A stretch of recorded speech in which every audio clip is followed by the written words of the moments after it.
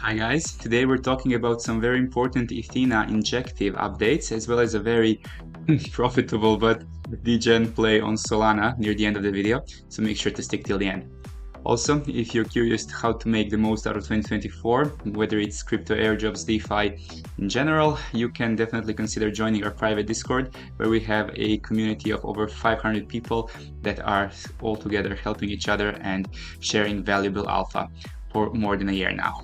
One very important news regarding Prism: if you are delegating in their injective validator, you should consider redelegating immediately because, as you can see on MintScan, their validator does not have 100% uptime anymore, which means that their rewards are getting slashed.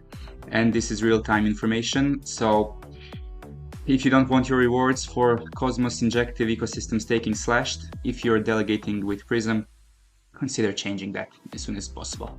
Also, we have some really quick updates regarding Dojo. So their snapshot for the second allocation of tokens has been taken. So if you're participating in Dojo swap campaigns, if you have provided liquidity in the Dojo and Sushi pairs, you can start claiming your airdrops on their official website as soon as in a couple days from making of this video. Now, absolutely biggest news for today is the launch of Injective EVM, which means that Injective is the first Layer 1 blockchain in the world now that has successfully combined the interoperability of Cosmos, the speed of Solana, and developer access of Ethereum. As we know, most developers are still on Ethereum. But as airdrop hunters, this is the incredible news, because look at the technology that we have regarding this infrastructure.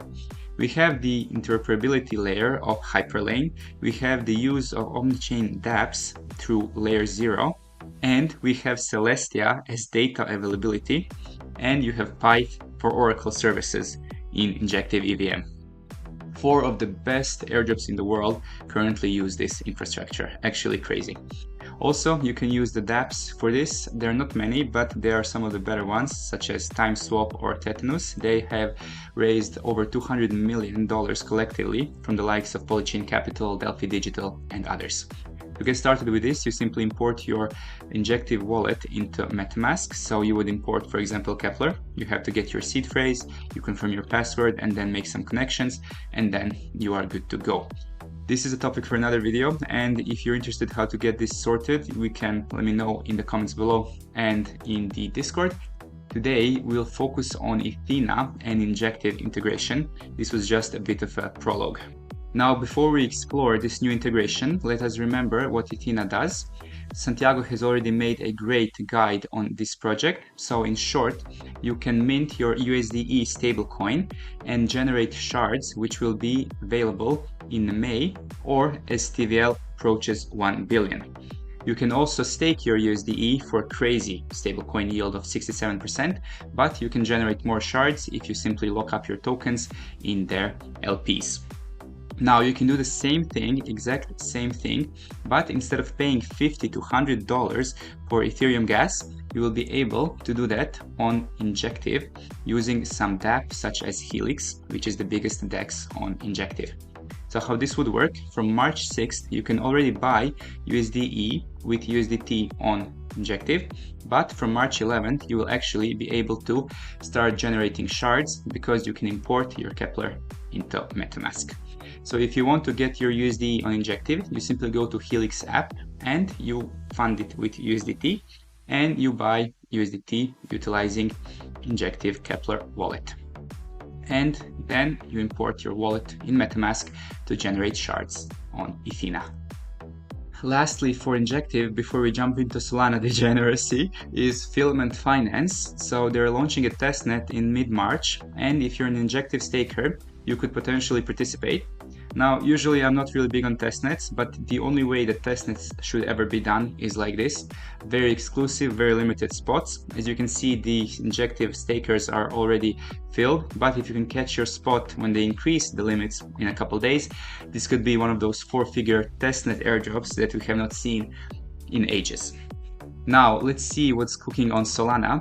We have this crazy thing called SolChat, which is basically, they're trying to be a Telegram on blockchain, decentralized Telegram, and you can basically use blockchain to call your friends, text, and that kind of stuff.